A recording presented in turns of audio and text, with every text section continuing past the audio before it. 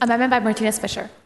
Chair asks Mr. Martinez Fischer to explain his amendment. Thank you, Mr. Speaker and members. Members, as you can tell, this is an amendment that was jointly filed by Chairman Huberty and myself, and out of deference to Chairman Huberty's expertise on pub ed, I'd like to yield to him to do part of the layout, then I'll come back and address you.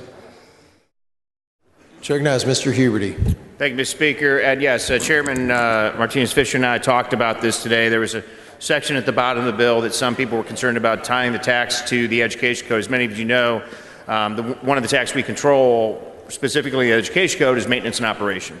And as we're proceeding along here, we want to be very clear about what the intent of this amendment does to fix the bill. And it's very, to us, it's very clear, which is this, is that we do not want our school districts to walk out of here to suggest for 1 second that we're saying, hey, whatever you're collecting, that you're not going to get that money. What we're saying is, and if you listen to Mr. Murr's conversation, what we're saying is that, and I have an amendment later that I'll talk about on the commission piece of this, that creating this and these ideas and concepts is going to be very important. I know Mr. Martinez Fischer feels the same way because we have these conversations about the tax swap and various other things. So this clarifies specifically related to maintenance and operation of the tax, of clarifying that we're talking about the discussion of the code of taxation and making sure that we're staying away from the education code specifically. So I want to be clear on this. You might have heard from some various groups this morning about, oh, this is not what we're trying to do. That is not at all what Representative Murr is trying to do, and that's not what we're doing. So that's why we did this bipartisanly. So it's okay the way that we fix this. And at this time, I'll yield back to Mr. Martinez Fischer. Chair has Mr. Martinez Fischer. Thank you, Mr. Speaker and members. Thank you, Chairman Huberty. I also want to thank Representative Murr, Chairman Burrows. I sort of read this like many of you did, and quite frankly, I'm on the Ways and Means Committee, so I looked at this from a tax perspective. This bill was through our committee, and I think we were talking about an apple when it was in committee, and this has now become an orange, which I think is a worthy endeavor, but I wanted to be very careful. As long as I've been here, I've rarely voted on anything that had a $58 billion fiscal note. I think Chairman Zerwas would fall out of his chair if we did that routinely. But I understand where we're going with this. But I also want to be very, very clear. I was here in the legislature when there was an effort to repeal Robin Hood.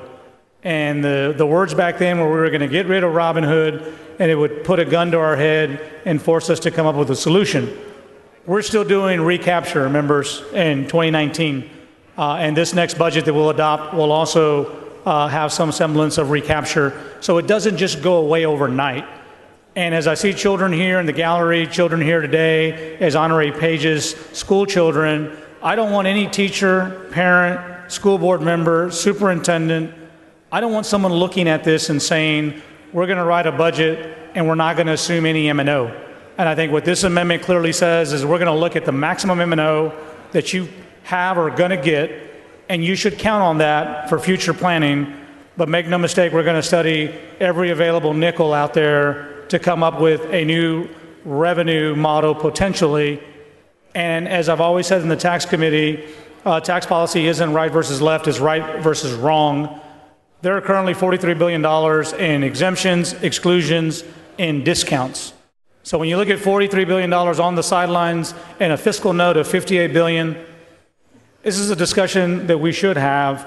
I just want to make sure we're not doing it at the expense of our children, our students, and our teachers, and our educators, and our education community. And that's what I hope this amendment does. And so I believe it is acceptable to the author. And I move adoption of the amendment.